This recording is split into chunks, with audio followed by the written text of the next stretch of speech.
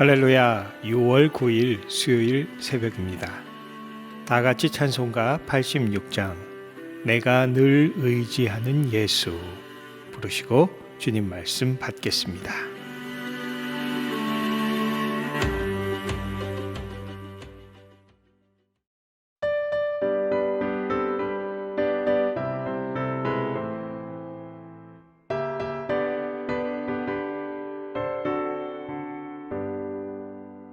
내가 늘 의지하는 예수 나의 상처 입은 심령을 불쌍하게 여기사 위로하여 주시니 기쁘신 나의 좋은 친구 내가 의지하는 내 의지하수 나의 사모하는 친구 나의 기도 들으사 응답하여 주시니 기쁘신 나의 좋은 친구 주의 손 의지하고 살 때 나를 해할 자가 없도다.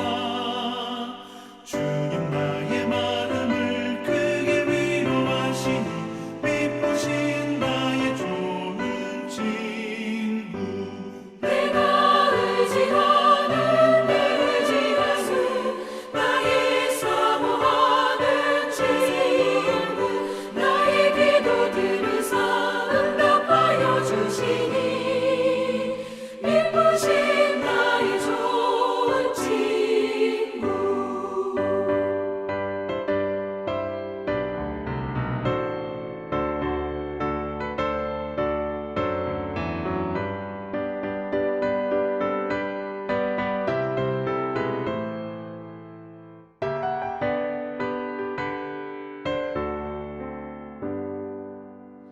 내가 요단강 건너가며 마음이 두려워서 떨 때도 주가 인도하시니 어찌 두려워하랴 기쁘신 나의 좋은 친구 내가 의지하는 내 의지하수 나의 사모하는 친구 나의 기도 들으사 응답하여 주시니 기쁘신 나의 좋은 친구 이곳 천국에 올라가서 모든 성도들과 다 함께 우리들을 구하신 주를 찬양하리라 기쁘신 나의 좋은 친구 내가 의지하는 내 의지하수 나의 사모하는 친구 나의 기도 들으사 응답하여 주시니 기쁘신 나의 좋은 친구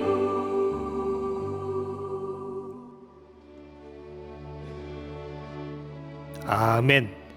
오늘 주시는 하나님의 말씀은 시편 9편 1절에서 10절까지의 말씀입니다. 함께 봉독하시겠습니다. 내가 전심으로 여호와께 감사하오며 주의 모든 기이한 일들을 전하리이다. 내가 주를 기뻐하고 즐거워하며 지존하신 주의 이름을 찬송하리니 내 원수들이 물러갈 때에 주 앞에서 넘어져 망함이니이다. 주께서 나의 의와 송사를 변호하셨으며 보좌에 앉으사 의롭게 심판하셨나이다. 이방 나라들을 책망하시고 악인을 멸하시며 그들의 이름을 영원히 지우셨나이다. 원수가 끊어져 영원히 멸망하였사오니 주께서 무너뜨린 성읍들을 기억할 수 없나이다. 여호와께서 영원히 앉으시며 심판을 위하여 보좌를 준비하셨도다. 공의로 세계를 심판하시며 정직으로 만민에게 판결을 내리시리로다. 여호와는 압제를 당하는 자의 요새이시오 환난 때의 요새이시로다.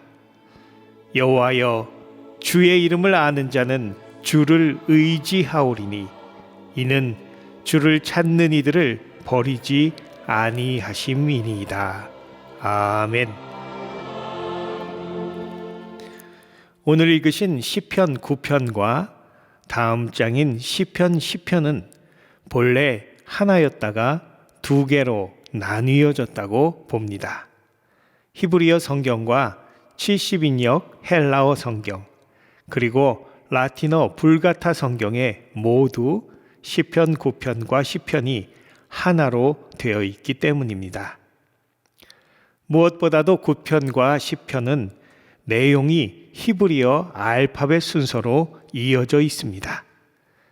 히브리어 알파벳은 22자인데 거의 두 절씩 알파벳 순서대로 각 연이 시작되어 있습니다. 이를 알파벳 시편 혹은 답관체 시편, 어크로스틱 삶이라고 하는데 이것은 시를 좀 더 잘 외울 수 있고 가르칠 때 편하게 하기 위해서 작시하는 방법 중에 하나라고 합니다. 시편 중에선 오늘 읽으신 시편 9편과 10편 그리고 119편이 대표적인 예입니다. 또 예레미야애가 1장에서 4장까지도 이 방법이 사용되었습니다. 그냥 시를 짓는 것만으로도 참 어려운 일인데요. 이렇게 다양한 문학적 양식을 갖춘 시편, 정말 깊은 신앙의 내용과 아름다운 형식을 골고루 겸비한 소중한 하나님의 선물이라고 하겠습니다. 시편 9편은 다윗의 시 인도자를 따라 뭇라벤에 맞춘 노래라는 표제를 가지고 있는데, 뭇라벤이란 말은 일반적으로 아들의 죽음이라고 해석합니다. 그러나 여기서 아들이 누구냐라는 질문에 대해서는 블레셋 용사의 아들 골리앗이다, 혹은 다윗을 모욕했다, 죽었던 어리석은 부자 나발이다, 다윗에게 모반을 일으켰던 다윗의 아들 압살롬이다 등등 여러 가지 의견이 있습니다.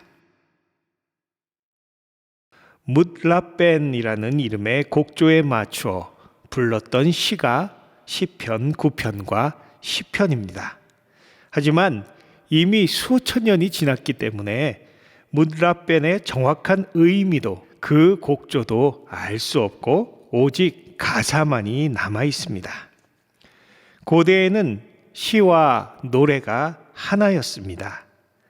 우리나라도 예전에는 시조를 읊는다라고 해서 시에다가 적절한 가락을 붙여 노래했습니다. 청산리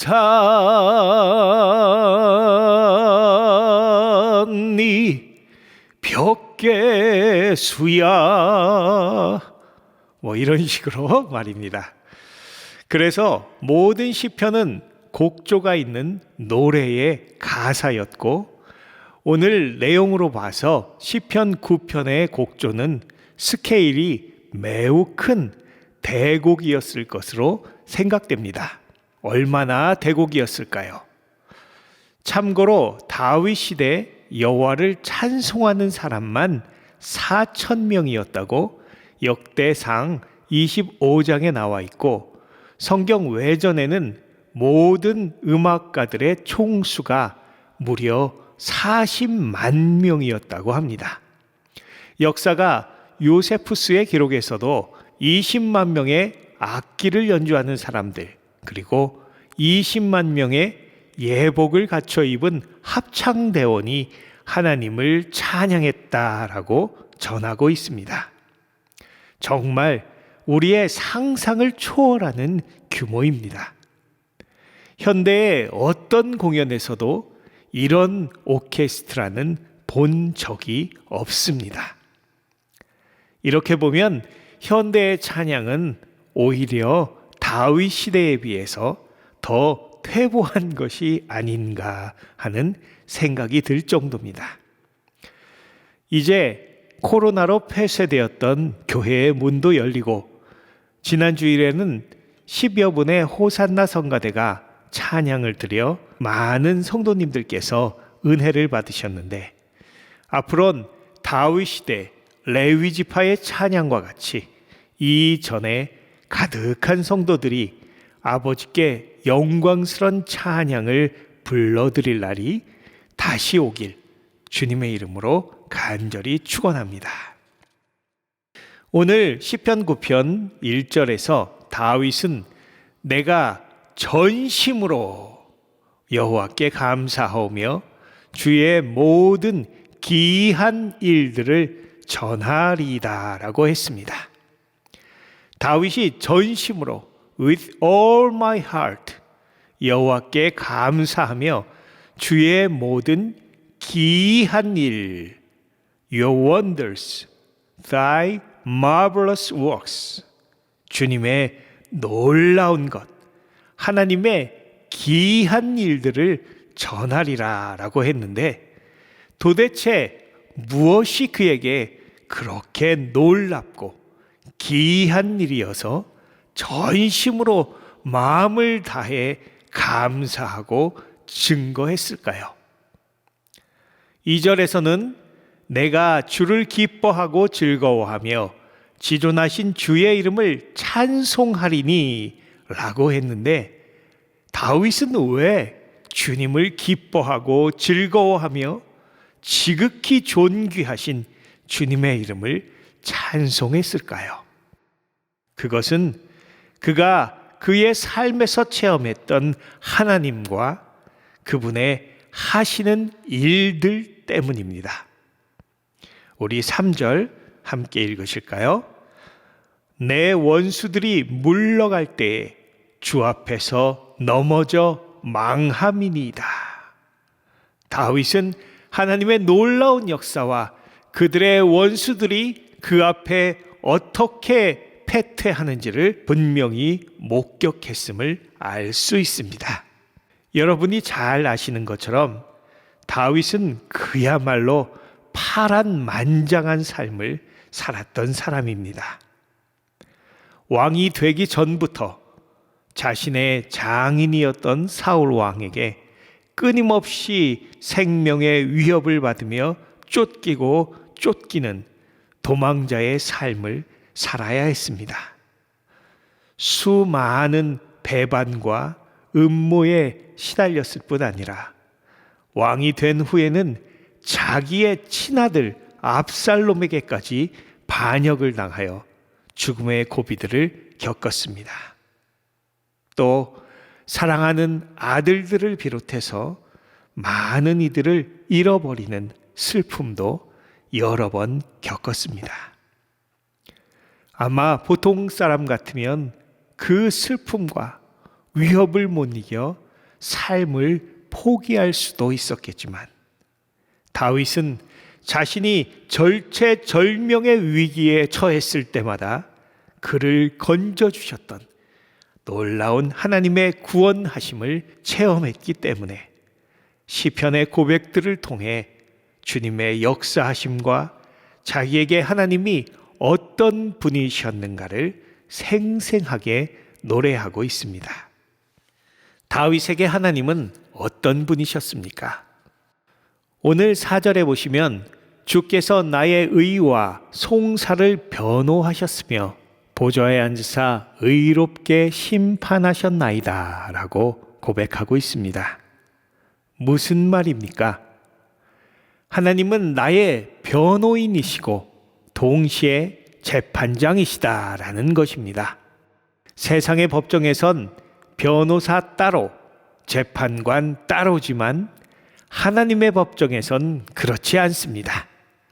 주 예수께서 우리의 변호인, 보혜사, 파라클레이토스가 되시고 동시에 재판관, 젖쥐가 되신다는 것입니다. 할렐루야! 여기서 끝이 아닙니다. 5절에 보시면 그 하나님께서 이방 나라들을 책망하시고 악인을 멸하시며 그들의 이름을 영원히 지우셨나이다 라고 하셨습니다.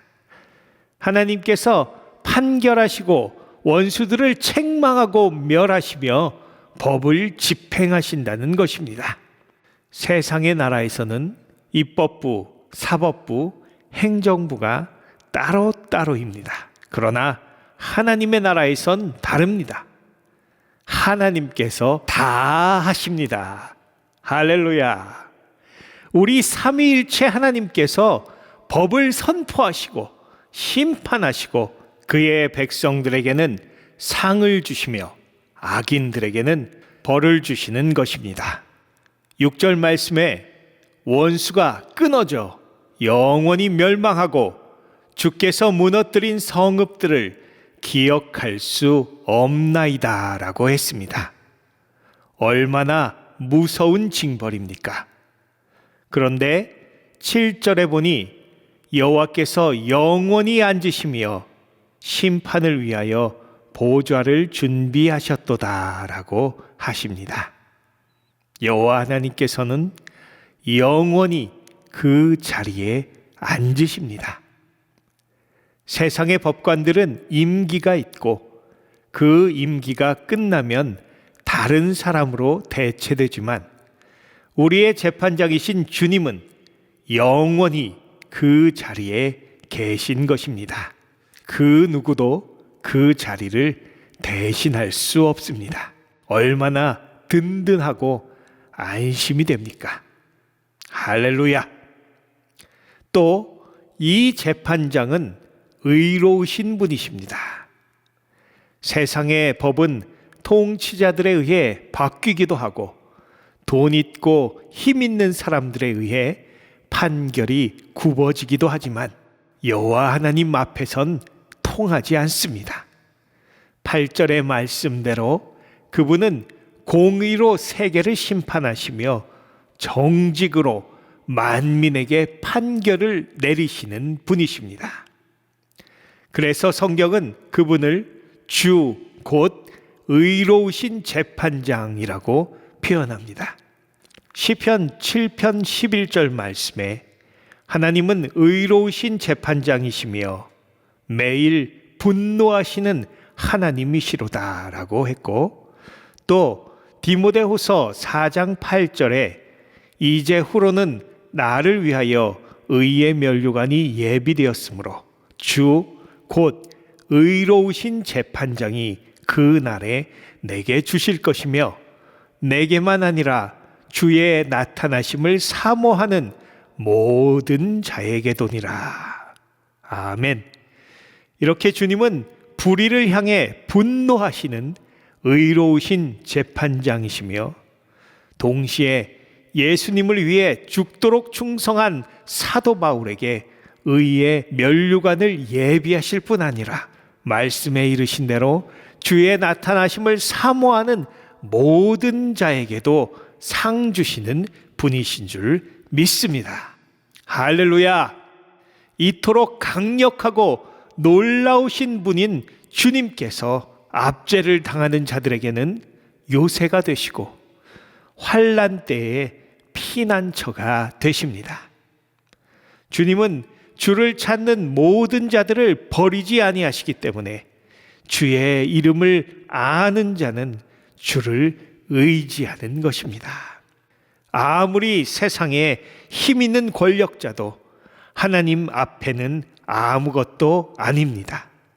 그렇지만 아무리 힘 없고 보잘것없는 인생도 여호와께 의지할 때 그 누구도 그를 건드릴 수 없도록 하나님께서 지켜주시고 모든 억울한 것을 송사하시며 변호하시고 심판하시는 분, 그분이 바로 하나님이라고 다윗은 오늘 고백하고 있는 것입니다. 시편 1편부터 2편, 3편 계속해서 믿음의 사람, 복 있는 사람, 의인은 악인과 원수, 세상과 이방 나라들의 공격 앞에 너무나 열세이고 속수무책인 것처럼 보입니다. 그러나 대적들과 맞서 싸우는 것이 아니라 하늘의 주님께 부르짖으며 여호와 하나님께 피하고 의지할 때 오히려 건짐을 받고 형통케 되며 시냇가에 심은 나무처럼 열매 맺고 구원과 복을 누리게 됩니다. 왜 그렇습니까? 그가 남보다 더 선하고 잘나고 똑똑하고 힘이 세어져서입니까? 아닙니다. 그가 여호와를 택했기 때문입니다. 하나님께서 그의 하나님이 되어주셨기 때문입니다. 그가 아무리 약하고 부족할지라도 오직 하나님께서 믿는 자의 요새가 되시고 반석이 되시며 구원의 뿔이 되실 때, 여호와께서 그의 방패가 되어 주실 때 천만인이 둘러싸도 두려워할 것이 없습니다. 여호와께서 그를 위해 대신 싸우시며 원수를 심판하시기 때문입니다. 아무것도 아닌 인생을, 온 세상을 지으신 주님께서 사랑하사 베풀어 주시는 은혜가 너무나 크고 놀랍기에 시편 기자는 이 기이한 일을 온 마음을 다해 찬양하고 또 찬양했던 것입니다. 시편 8편 4절에서 사람이 무엇이간데 주께서 저를 생각하시며 인자가 무엇이간데 주께서 저를 권고하시나이까. 이 고백이 나올 수밖에 없는 것입니다. 사랑하는 성도 여러분, 우리의 인생이 이 하나님의 기이한 일을 체험하고 그 증인이 되시기를 축원합니다. 오늘도 주 앞에 나와 두 손을 들고 하늘을 향해 예수 이름을 부르며 간구할 때 주님께서 미세한 음성으로 또 강한 바람과 같은 성령의 역사하심으로 우리에게 응답해 주시는 시간 되시기를 주님의 이름으로 축원합니다. 다윗이 그토록 온 마음을 다해 찬양했던 놀라우신 주님, 그분의 역사가 우리의 삶에서 경험되고 우리도 다윗처럼 기뻐하고 즐거워하며 그 높으신 주님의 이름을 찬양하기 원합니다. 우리의 남은 날들 동안 나의 구원자 되신 주님을 증거할 수밖에 없는 뜨거운 은혜가 우리 나성 한인교회 모든 성도님들의 삶 가운데 충만하시기를 우리 주 예수 그리스도의 이름으로 간절히 축원합니다. 함께 기도하시겠습니다. 아버지, 주의 기이한 일을 우리의 삶에 베풀어 주시니 감사합니다. 믿음의 눈으로 주를 보며 당신의 놀라운 역사를 찬양하는 우리가 되게 하여 주시옵소서.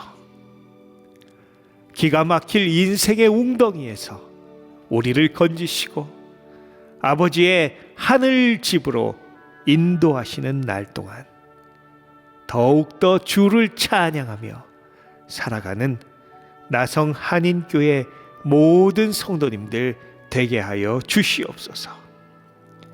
예수 그리스도의 이름으로 감사하며 기도드렸사옵나이다.